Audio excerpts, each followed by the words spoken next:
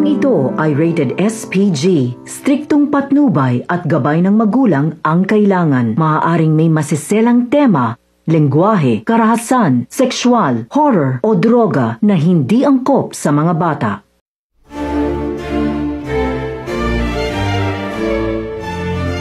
Si Thomas Hobbes, o mas kilala bilang isang pilosopo. Araw po sa inyo lahat, kami po ang pangkat-apat.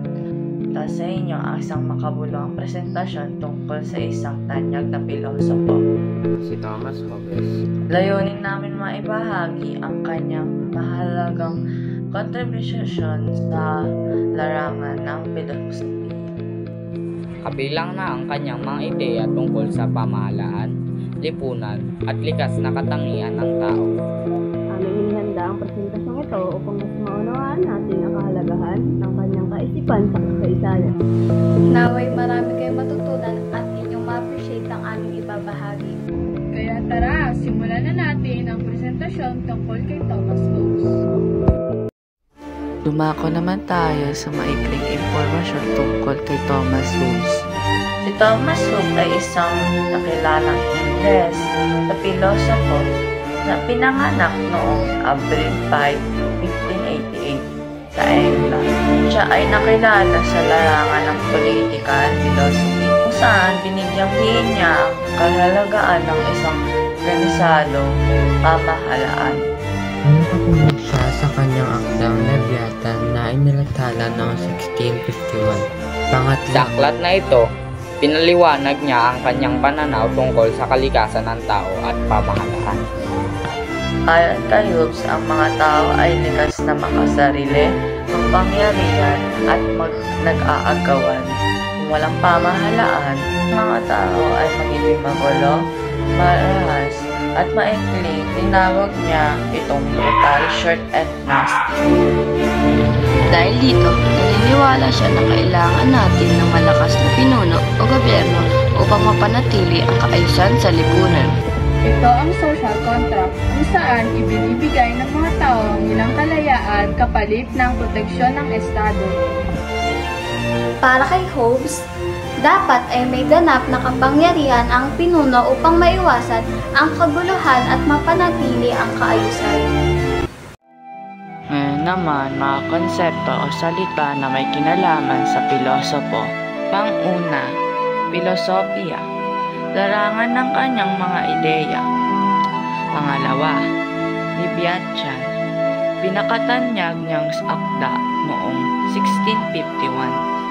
Pangatlo, absolutong monarkiya.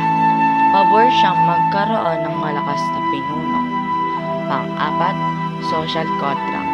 Kasunduan ng tao at pamahalaan para sa kaayusan. Pang-lima, likas na makasarili or sa tinatawag na selfish nature. Paniniwala niya sa kalikasan ng tao.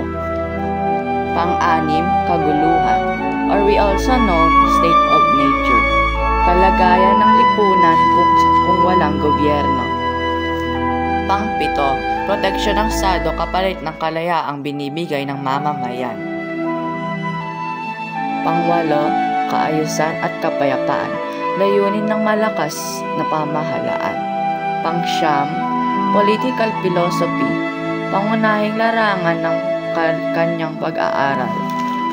Pang-sampu naman ang soberanya, o we also know sovereignty.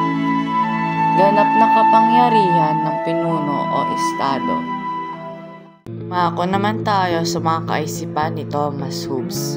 Una, ayon kay Thomas Hobbes, ang tao ay likas na makasarili.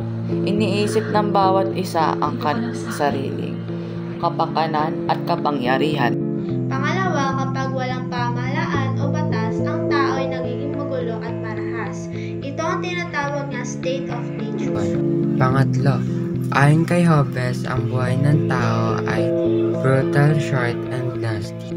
Pang-apat, kaya naniniwala si Hobbes na kailangan ng kasunduan sa pagitan ng tao at pamahalaan upang magkaroon ng kaayusan.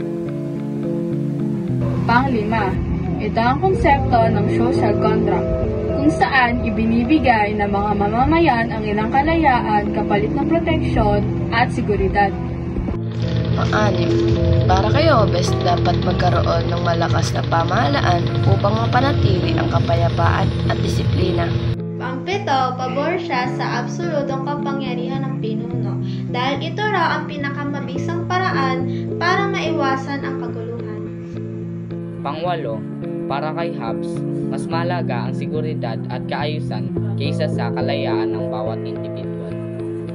Ang mga kaisipan ni Thomas Hobbes ay nagbibigay ng malaking impluwensya sa political philosophy at sa pagbuo ng mga modernong pamahalaan. At yun lang po, naway marami po kayo natutunan sa aming video presentation.